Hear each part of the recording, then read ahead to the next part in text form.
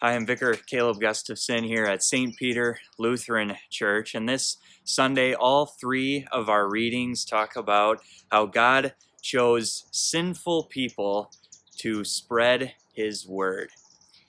Our Old Testament reading has Moses, and God chooses Moses to lead the people of Israel, but Moses, he had to flee from Egypt because he killed an Egyptian, and he even gave an excuse to God that he wasn't a great speaker, but God still chose him to lead his people.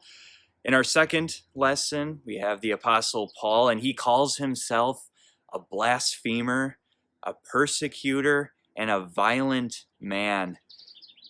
And yet, still, God chose the Apostle Paul, and he was a light to the Gentiles. He spread the gospel to the Gentiles. And then in our gospel reading, Jesus calls Matthew, who was a tax collector. He was shunned by his family, and tax collectors, they would cheat people out of their money. And yet Jesus still called him to be his apostle. So all three of these men, we may not have chosen them to be apostles or people to spread the gospel, and yet God still chose them. And it wasn't up to their own accomplishments, but it was because of God and how He showed His great mercy to them.